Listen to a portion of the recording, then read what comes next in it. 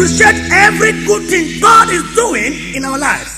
Kije okoderu oboru woseru womishiro Orukevwe kije memnarukayo Orukevwe kije memnarukayo Osilane baganirika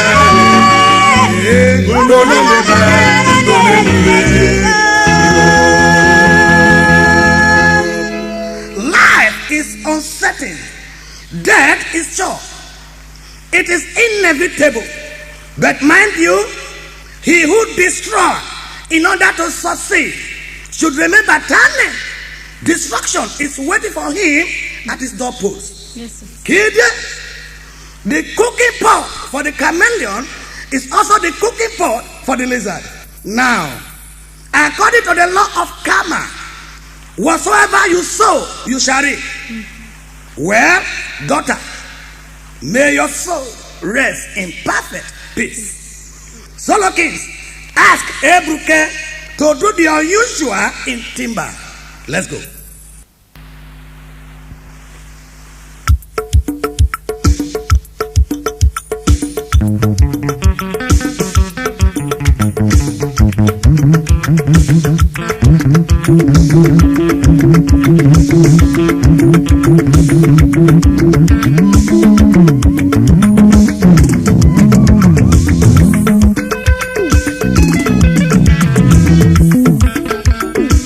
When God turned again the captivity of Zion, the Bible says, we were like them that dream.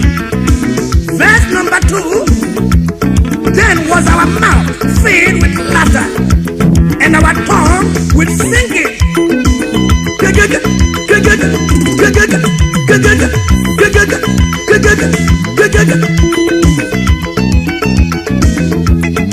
I'm an abido. Oh, Lord, man.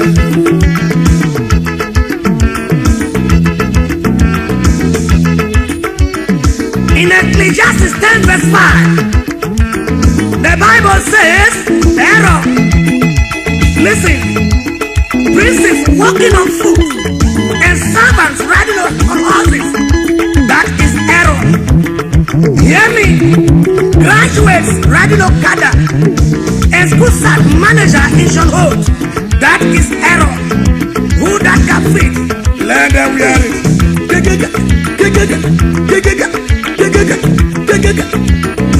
Rukala kide memeruka o. Rukala kide memeruka. Osirana pata divina. Hey,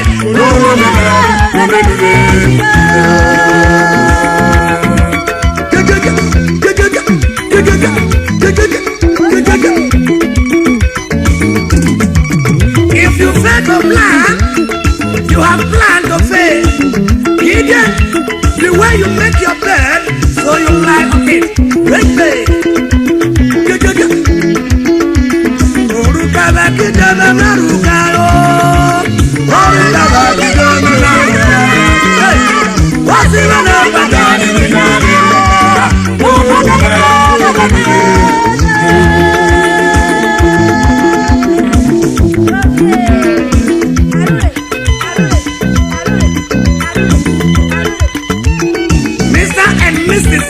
Bishop Kaki, God is with you. Baby, Anabano Bidola, Anabano Bidola, oh Lord, man.